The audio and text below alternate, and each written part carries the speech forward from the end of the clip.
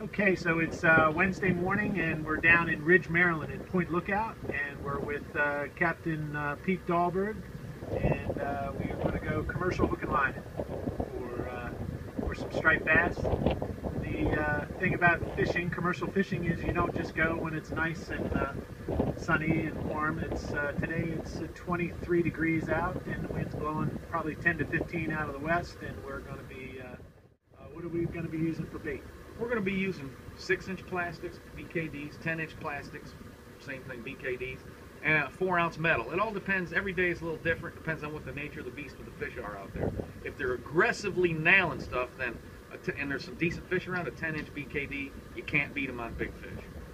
If the fish are medium size, 18 to 23s, and they're down low and they're not too terribly active, or big fish, big fish will eat them too. Those 4-inch little bunker spoons are deadly, and you can get them down right now. So if it's windy, you can get it down right below the boat, right where that fish finder says there's fish, and we'll jig them. I'll have to teach you how to jig, but we will jig them, pop it, follow it back, and whoop, we'll be looking into some fish if we find them.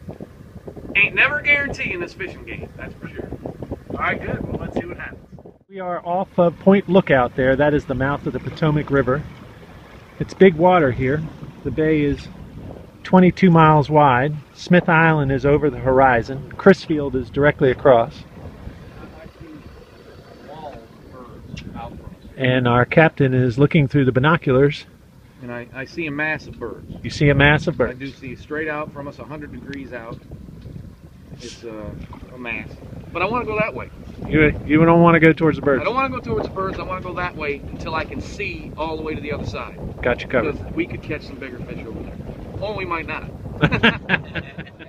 Okay, so we found the birds, and we're going to drop it down and see what's down underneath here. I just got the line overboard, and see what happens.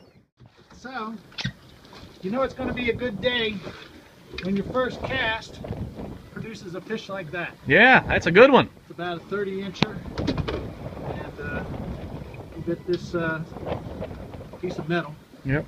I'm going to go get some more. That's a little bunker spoon. Yep, cool.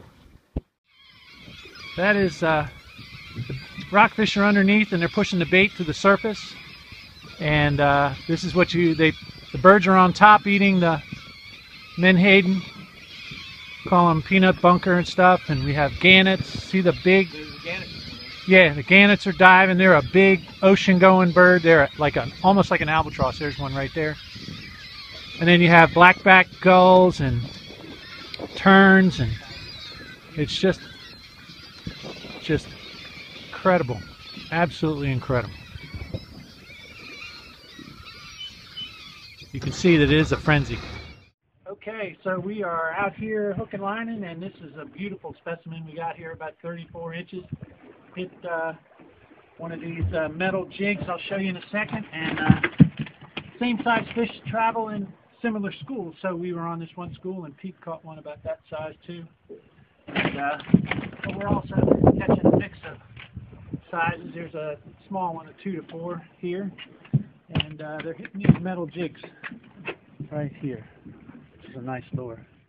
Okay, so part of the process of commercial fishing is you have to keep track of the number of pounds that you are catching commercially. So Pete has a certain amount of quota, and he has to tag each individual fish. So that's what we're doing right now. We caught a mess of fish. You can see them all over the floor. And if I could ever get this thing out of his mouth, we tag each one, and then we check them in at the weigh station. So this is, if you buy whole fish, you'll notice that every fish is tagged.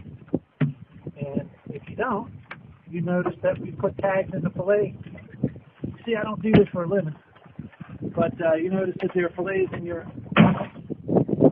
boxes. So this is what we do. Every single fish. We've caught about 100 fish so far today.